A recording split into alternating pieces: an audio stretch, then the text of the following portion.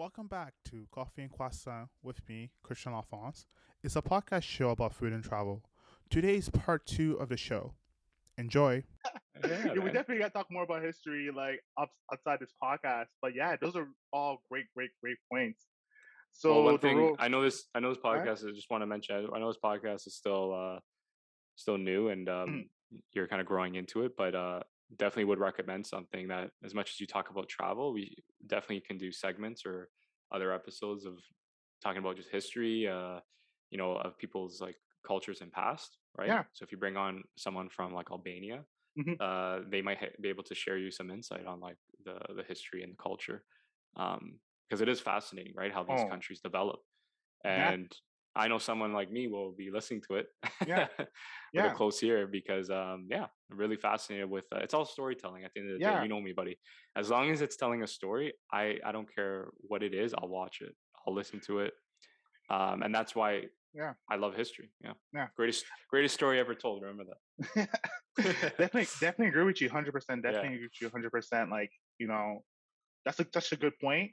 Um, one of my favorite things to do was listening to people's travel stories and the food that Yes. they ate. Hence why this podcast exists. But like that's a really good show. That's a really good show point. I'll definitely keep that in mind. Yeah, especially if they're Um, like first generation, like if they're oh coming yeah. from like me, right? Like Mhm. immigrant family. I think it'll be really insightful, right? Really Yeah. educational for a lot of people to learn about other people's cultures and histories. Oh yeah, man. Because Yeah, once you learn the history, you can understand their context and what they're trying to tell you. exactly. 100%. 100%. Okay, well, Dan, like this is such a good point. Um, let's transition over to another place that you were in Italy. So you previously mentioned that you were also a bit in Florence. I actually want to go Florence so badly, so I'm just curious to know if you can give me a little bit of tips about Florence. Tips about Florence, like yeah. Yeah. So what do you want to know? I don't remember the names too much, but there's this massive church. Um, I think if you just type that in, like biggest church in Florence, Really? Okay. I'll type that that in, was but go something ahead. that was quite impressive. That really like left an impact on me. The Man. sheer size of it, the architecture, the design, the placement, how it's in the city. It's like the focal point because back then, right, religion was the center Hmm. of the world. Um, Hmm. yeah, I think there's just a lot of history, a lot of culture. Yeah, that structure right there, Yeah, beautiful, it's but huge. It's massive. massive. Like you think it's like this picture doesn't do it that much justice, but oh my god, I just again you have to tell yourself like these aren't structures that were built 10 years ago by Ellis Don. Hmm. These are structures that were built 500 1,000 years ago, like Notre Dame Hmm. in France. Hmm. Tragically it was halfway partially burnt. Burn. Yeah. When I went there, man, we did like a little tour, and they were explaining that thing took like, I could be wrong, but I know it took a fair amount of time, like 500 to 1,000 years. And they said something like the first generation that built the foundation obviously didn't get to see it, but the last generation put the Hmm. basically the finishing touches. Like it Yeah. took that long, Yeah. that the first generation that worked on it couldn't see it through. Um, and then the person who commissioned it, I think it was like the Pope or whatever at the time, or one of the dukes or whatever, right? Oh So man. insane. So yeah, beautiful church, just massive. See how it towers over everybody. Hmm. And my dad makes a good point. The reason why I think a lot of churches in Italy, especially, are of sheer size is because you want to feel the presence of God. Hmm. Um, you want to feel minuscule compared to uh, the divinity of who God Yeah. is, right? And that makes perfect sense because when I see this church, I definitely feel inadequate. Hmm. I feel like I'm being watched over. But it is it's not daunting or cynical in any way. It's very beautiful. Like I said, there's very few modern buildings, if not any. Sometimes you'll see the odd sign like Prada, but again, it's all integrated in the city. It's in a building. Like, look at that. Yeah, the artworks, the murals, the stained glass, Man. beautiful art, frescoes, and it's just again all hand painted, all hand Yeah. drawn, hand done. And again, another good Man. point. My dad, because I said to my dad, I'm like, why don't we pull this stuff off anymore? He's like, back then, this is all they did. Like, their whole life was that wall, like Yeah. painting that wall. And I'm like, yeah, that makes, you know what? that makes a good point because nowadays, we have Netflix, we have Disney Hmm. Plus, we have university. We want to start a business. We want to play hockey with our friends. We want to go to Ottawa and see our boy. But back then, man, that's all you had is a scaffold and a paintbrush, No. and you were happy. And Like lots of time, and people will make it. lots Yeah, of time, man. lots of time. You'll be wow, that's so cool. Wow, that's awesome. And Yeah, man. the church is called the Cathedral of Florence. I am not gonna be able to say the name in Italian, even though I took first year Italian. No, But I no mean, worries, man. Hey, I'm the same way, man. Like even though I'm Italian, I don't speak it. I understand it, but I want to learn more about the Rosetta Stone. And I took a yeah. I it was my bad. I put the blame on myself. But I do want to mention back. Let's go into the food. yeah, The margarita pizza is to die for. Their pizza. I don't know if Florence is known for their pizza, but the pizza that I had there was really well margarita made. pizza from really. Yeah, like the stone oven pizza, the wood fire oven. Like it's just no place in Italy. I was telling my friend last night. Here you go to a restaurant, you're like, yeah, it wasn't too bad, but it wasn't. It Hmm. wasn't Joey's, or it wasn't. This place. It wasn't that place. Um, in Italy, you don't say that. You go to a restaurant, you eat, and that's it, and you're satisfied. Like mom and pop Really, shop, if it's a franchisee, like you're never gonna be disappointed, in my opinion. Yeah, can't go wrong, man. They take their food very serious, man. and it becomes an art. Like everybody inherits that art. Oh, okay, so just give me 1 second while I pull up a Yeah, for photo. sure. But you're telling me the margarita pizza died for in Florence. I am so curious to know about this. So Ottawa is slowly becoming to a Ottawa has an emergent pizza culture. That's what I personally believe, Oh, which and culture? a pizza culture in Oh, Ottawa. wow. It's Okay, amazing. yeah, it's slowly like the amount of pizza shops that are open right now in Ottawa is mind blowing to me because like who's eating all this pizza? Like who's Yeah, going to well, all these hey, I shops? love I love pizza. But are they good? Are they at least decent So shops? some places are mid. Some mid. They're okay. Like they're not Yeah, like writing high home about quality. it. Yeah, But other places, they're doing something really interesting and different. The wood oven fire pizza, I've seen that opening all over Ottawa. right. But there's a places now doing like Detroit style pizza. Oh my god, this photo is not the best photo. But some Not other the best, places, but that's basically what I had. Yeah, it looked good. yeah. It But tasted good. also some places are also doing deep dish pizzas as well in Ottawa, and I don't know what's going on with all these pizza shops opening up, but good for them. All these quality of photos are awful. That's all good. that's I think people that's get the all. idea. Type up the Florentine steak. The Um, Florentine steak. Yeah. that Okay. you'll be blown away. That's another thing I had. I'm not too crazy about like I'm not a meat and potatoes guy. I like my pasta. Hmm. Um, but yeah, the Florentine steak Oh wow. definitely. If you're a carnivore, I know you're a carnivore, Oh, I love carnivore. Oh, I right? love meat. I'm a meat guy, 100%. And there we go. Wow, look at this. So, is it similar to that style of Yeah. Florentine steak that you had? Wow, Yep. man, look at this. This is like medium rare. So they're famous for that. Um, Ooh, a lot of people like before I went, they would recommend like try that. So I said, yeah, okay. yeah. Yeah, and medium rare, like you said, that's the best way to have a steak. Hmm.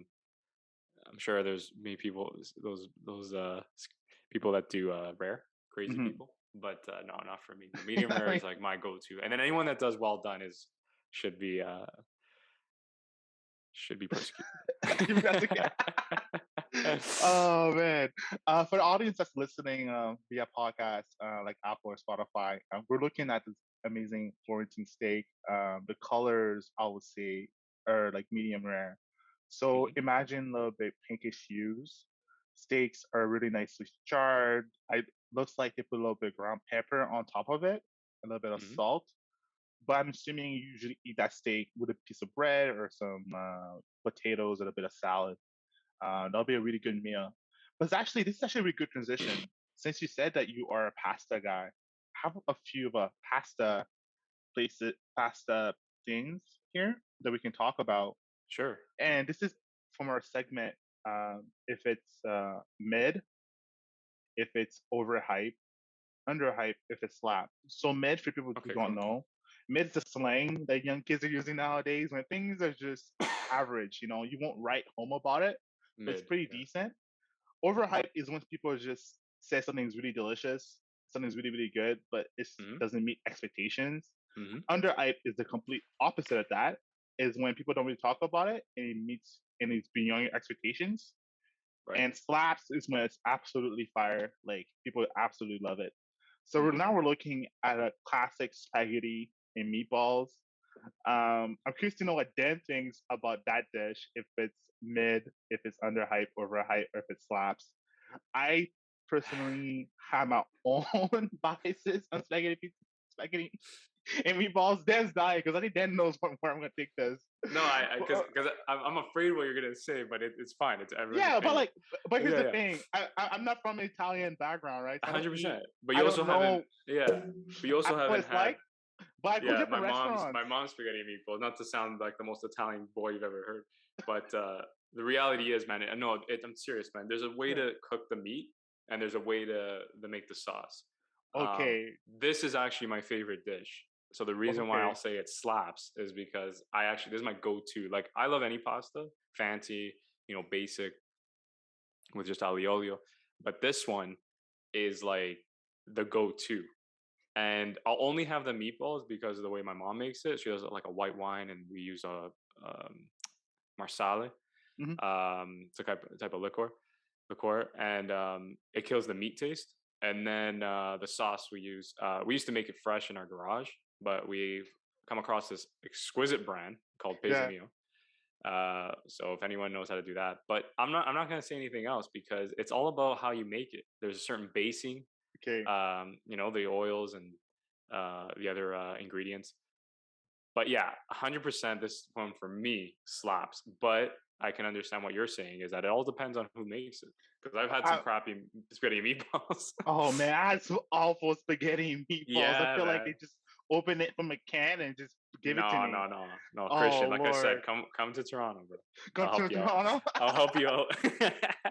We'll redo this segment and we'll see how many of these things slap. Oh yeah, I'll definitely. You know me, I'll definitely come. I'll record myself. I'll let them. Hey, my mom. Honestly, I have to give her credit like that because there's not a lot of Italians. Just because Italians are known to be inviting and welcoming, there's still people that won't invite you to their house and just like make a meal for you. But my mom, like, she loves that tradition, loves that, values that. If I tell her like I have a good friend coming over, and she'll be like, I have a friend that is gonna come over like one of these days, like close to the holidays. She goes, oh, what does you want to have for dinner? I'm like, what mom says that? Like, she's ready to go. So if you come here and say I want spaghetti and meatballs, or well in advance you tell me, we'll have spaghetti and meatballs, and you tell me if it's good.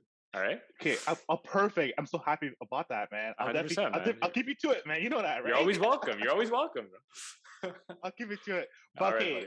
I'm curious to know, spaghetti and meatballs. Are we supposed to have it with Parmesan, or is it no cheese?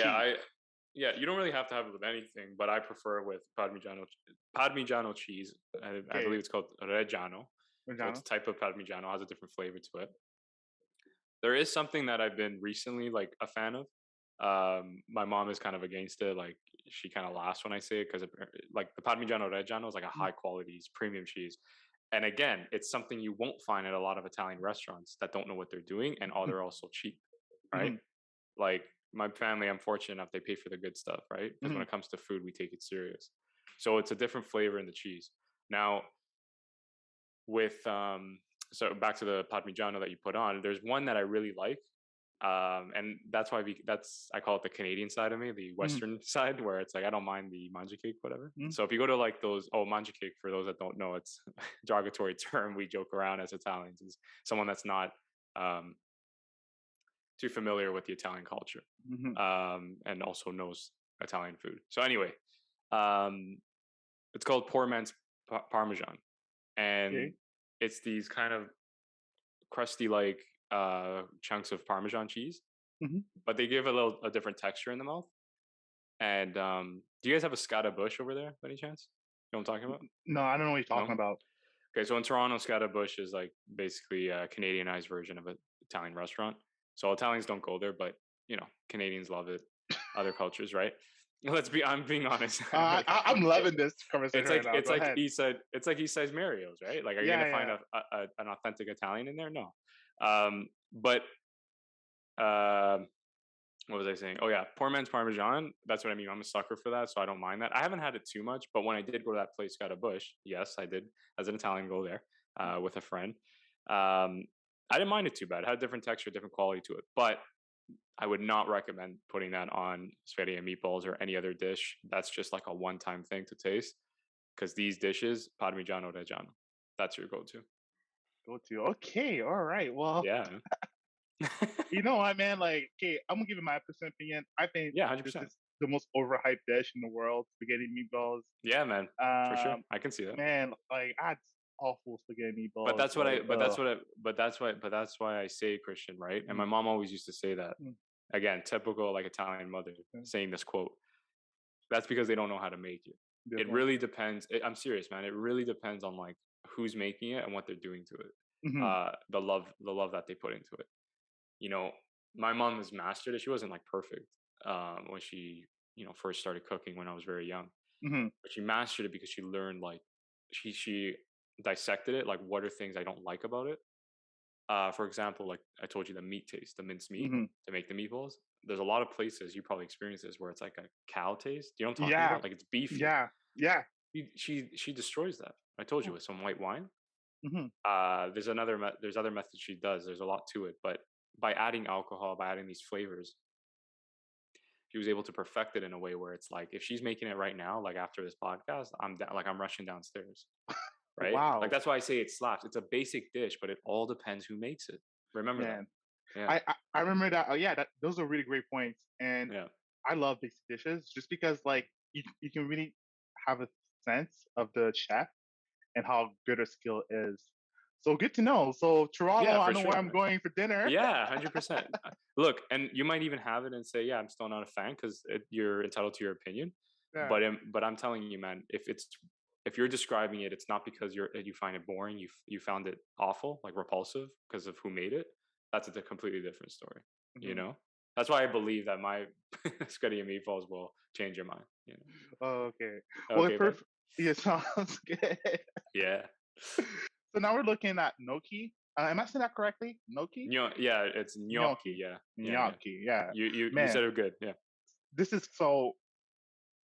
This to me slaps. This is like one of my favorite pasta dish. Yes, yes. Um. I'll tell you something. I don't know if you've had it like served this way, but I'll tell you how it slaps even more. Again, Oh. all depends on how you prepare it and how it's Oh served. man. So I Yeah, usually go ahead first. Go ahead first. I order this like pasta wherever I go Hmm. Italian place that I know Hmm. is somewhat pretty good. So in Ottawa we have Fratelli and they're pretty decent. They're not like the best Italian place in Ottawa, Hmm. in my personal opinion, Okay. but I think they're among the contenders. And I have gnocchi with like pesto or Mariana, like tomato sauce. I just like it very simple. I don't want it to be overcomplicated.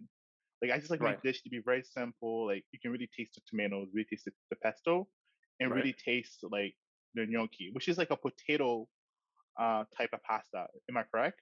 As a dough? Yeah, it is. It is. It's a potato. It's a very heavy pasta. That's why I was about to say it Yeah. slaps, but it's deadly. Yeah. Like if you're trying to lose weight, like, damn. Oh no, this is not good. This Yeah, is not good this is to not eat. good. But it's so good. But it's like, yeah, you got to be very careful. And there's a Oh way. man. I don't know if people know this, but there's a different way to prepare it. I learned recently. Like people think that with pasta you just boil the water and add salt. Mhm. With gnocchi, you actually have to add a little bit of olive oil because it prevents the Really? gnocchi from congealing and like bunching together. Yeah, it's a little trick my mom taught me. Wow. So do you drown it in olive oil or do you just put No, a no, little no. bit? You just like a dash, just enough that you can see it in the pot. Mhm. Um, so as it's boiling, yeah, like I said, I think it just helps. I don't know if it's with a combination of the flavor and the texture and just so it cooks easier. Mhm. But yeah, my mom just like taught me that because I was like, me, I'm not a cook Mhm. by any chance, but when I observe the odd time, I say to myself, "Oh, why are you putting olive oil?" She's like, "Yeah, you just put a little bit with gnocchi because they just helps with cooking, helps cook it Nah. better." Yeah. Oh, okay, good. Well, good. Okay, okay. So for you, like this slaps or this is like Yeah, mid? it slaps. For Okay, me, it it's slaps. slap. Yeah, for me, this is my go-to again. I'm a Okay. sucker for Okay. this. The only reason why I would like this wouldn't categorize as underhyped, but overhyped because it has nothing to do with the quality. It's just preference in terms of how guilty you feel because it's a Mhm. very heavy dish. Yes.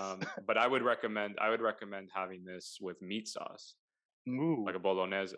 So like Okay. tomato sauce with like ground pieces of minced meat. Mm-hmm. And again, the minced meat has to be cooked a certain way, Christian, because if it Yeah. tastes like cow, you're going to be repulsed by it, Yeah. right? Like there's a certain way to season it and kill the certain flavors and things like that. Yeah, man. Well, So good it to know. definitely Well, slaps for me. yeah, good to know. Good to know. Okay. Okay. Okay. Yeah. So we have something in common here. Um. So the next one is the tortiglione. Oh my God, I'm butchering the pasta names. Yeah. Please do not be insulted. No, no, I'm not. Yeah, Yeah. this looks So good. This looks. tortiglione. I bet you that's the poor. See those chunks to the right. Yeah. I don't know why. I get the feeling that's the poor man's Parmesan. I don't know. Could be. Could be. It could be, but it looks like it. I've never seen this in my life. I think that's I forgot the word. For people that don't know, like listen to a podcast, it's like a long pasta.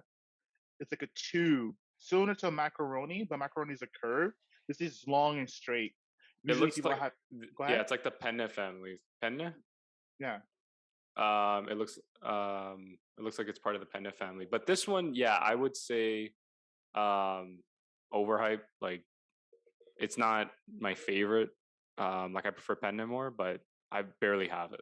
So, I'll, you I'll, know, that's a good point. This is mid to me. I had this multiple times, especially if I go over a friend's house. The mom's trying to make a big pasta dish. mhm. Restaurants as well. It's mid. I don't really understand. I don't think that's the best way to capture sauce. In my Like opinion, if it's with like tomato sauce, like I'm a sucker for that. Like really. just simple tomato sauce, yeah, I'll have it. But I love the spaghetti. I love like twirling the fork. Um, Okay. yeah, yeah. And gnocchi, like I said, is different. Fills you up to hearty meal. But with this, yeah, like it's kind of that's why I say like overhead. Like it does its job, but at the end of the day, it's nothing like I look forward to it. Okay. So now we have the next one here, which is the I can tell you, fusilli. by the way, with these pastas, like what I would recommend like having them with, like Oh no! sauces. Please, please, please! Yeah, Like like keep with this going. one like with this one, like we have a lot with pesto. That's Not so okay. much sauce. We have it with tomato sauce as well, but I would recommend doing this with pesto. Um, This is I the think this is fusilli, everyone. this one. I'm gonna say overhyped only because I just don't like it. Like it breaks apart on the fork.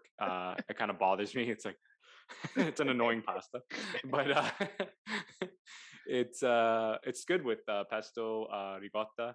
Okay. Ricotta is really good, so it's a nice quality cheese. But yeah, I'm not a fan of that. My sister absolutely loves this pasta with ricotta.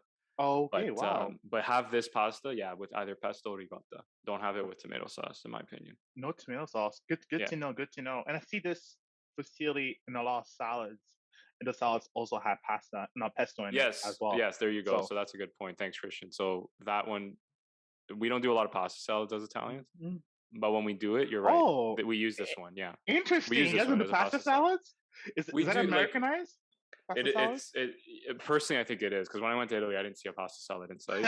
Uh, but you know what? Interesting. It's a healthy dish. Like we'll have this. Okay, I'll give you an example. So what we do is pasta salads. If we really were just trying to make something quick, we'll do this pasta or penne, like the traditional penne cut, Mhm. with black olives, chunks of pepper, and feta. Okay. Yeah, Okay. Well, that's actually pretty good. I'm actually gonna try this out. yeah, and some But olive oil or something. Yeah, awesome. So yeah. for Always me, do olive. We love olive oil. yes, you guys. Okay, I love olive oil too. We'll talk a little bit more about olive oil off camera. But for me, this is mid as well. Like I see a lot of pasta salads. I'll have it Oh, if sorry. I just wanted to mention the go ahead. previous picture you showed me. That was called pancetta. That's a really good. The That's like pancetta, Italian bacon. the pancetta with the Yeah. tortellini. So you put that in pasta carbonara Yeah. with egg. But that I believe is pancetta from the looks of it, and that is if you like meat, that's something to die for. That's a really good quality meat because Okay, again, it's good. Italian pork. It's the way they raise the pig, like the way they treat it. It's Hmm. not bacon, right? Like Canadianized. But Hmm. Hmm. that was just a thought. No, no, no. Good to know. Good to know. Great. So we did this. So we have like one more left, which is the ca Casa Rese. Is that correct, Dan? I don't know. I don't know this. Like I've seen this pasta, but we barely have this. You guys barely have it. Okay, okay. I had it a couple times. So I'll say it's definitely overhyped. Yeah. It's so for people that don't know what that caresse looks like, it's a pasta. What they do is that both sides are folded on top of each other, so it kind of looks like an S, as you can see right now on Yeah. screen over here. And it's really good to capture sauce. So I usually have that with like tomato and a bit of meat. I had a couple times at restaurants, like family gatherings, go somewhere else's place, and they had that type of pasta. It's okay. I won't go home writing about it, but hey, it is what it is. Mm-hmm. But I think right now it's perfect time for us to almost wrap up the show. Sure. Dan, thanks so much for being here. Is there anything you want to share with the audience? A perfect time to let me know what you're up to, how they can reach you. Yeah, no, for sure. First of all, I want to say thank you again, Christian, for bringing me on, and I'm really excited for where this podcast show is going to take you. And looking forward to the guests that you bring on and educating myself with other cultures of the world. And yeah, for myself, like Christian says, I'm a filmmaker, writer-director that runs a production company called 94 Productions. Recently acquired a client, Impact Theory, so we're very excited about that with Tom Bilyeu. And if you can reach me at d.calderon, my Instagram, you can see more of my content, my podcast, and at 94 Productions, the way it's spelled out. On Instagram as well, you can see a lot of the films that are coming out, music video I recently shot. So really exciting stuff. Happy to be here. Happy to always have a conversation with you. And yeah, looking forward to more. Perfect. Well, Dan, that was awesome, man. Thanks so much for being here. I learned so much about your loving history in Rome. So everyone, thank you for listening. This was Coffee and Croissant with me, Christian Alphonse. It's a podcast show about food and traveling. Talk to you guys next time. Take care, guys. Bye.